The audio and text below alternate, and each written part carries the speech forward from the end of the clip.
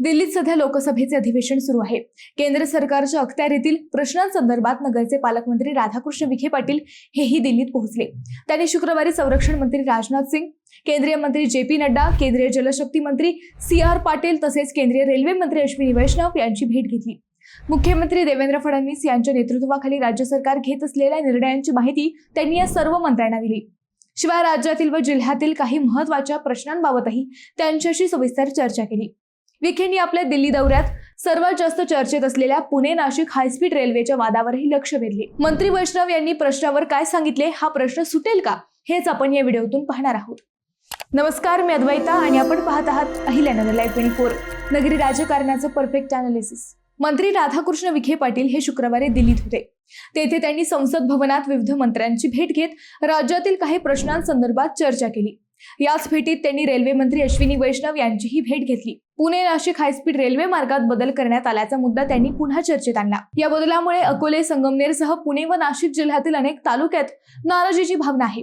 याच प्रश्नावर अनेक आंदोलनेही झाली आहेत। या सर्वांची सविस्तर माहिती विखेंनी मंत्री वैष्णव यांना सांगितली। रेल्वेच्या मूळ मार्गात बदल झाल्याने नगर जिल्ह्यातील अकोले व संगमनेर तालुक्याची प्रगती खुंटणार आहे, असंही त्यांनी मंत्र्यांच्या निदर्शनास आणून दिलं।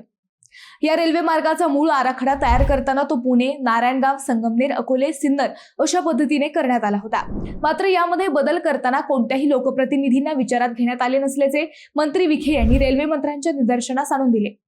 प्रस्तावित मार्गात बदल करण्यात आल्याने निर्माण झालेले संभ्रमाचे वातावरण दूर होण्याकरिता रेल्वे मार्ग पहिल्या प्रकल्प आराखड्यानुसारच करण्याचा आग्रही मंत्री विखे यांनी या बैठकीत धरला। मार्गात बदल झाल्यामुळे संगमनेर, अकोले तालुक्यातील लोकप्रतिनिधी तसेच नागरिकांमध्ये नाराजी व्यक्त होत असून या नव्या निर्णयाविरोधात आंदोलन सुरू झाल्याची बाब मंत्री विखे यांनी केंद्रीय मंत्री वैष्णव यांच्या निदर्शनास आणून दिली। नाशिक पुणे हायस्पीड रेल्वे प्रकल्पाच्या बाबतीत लोकप्रतिनिधी तसेच नागरिकांची असलेली मागणी विचारात घेऊन निर्णय व्हावा, अशी भूमिका मंत्री विखे यांनी मांडली।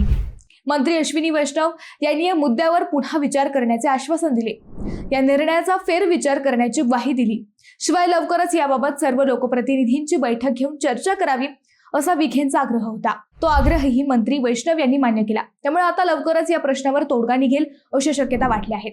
पालकमंत्री राधाकृष्ण विखे यांनी भाजपचे राष्ट्रीय अध्यक्ष नितीन नबीन यांचीही गुरुवारी भेट घेतली। भाजपच्या केंद्रीय कार्यालयात ही भेट झाली। अध्यक्ष झाल्यानंतर विखे पहिल्यांदाच नितीन नबीन यांना भेटल्यामुळे त्यांनी त्यांचा सत्कार केला। सहकार चळवळीचे जनक स्वर्गीय डॉक्टर विठ्ठलराव विखे पाटील यांचे पायोनियर जीवन चरित्र त्यांना भेट देण्यात आले।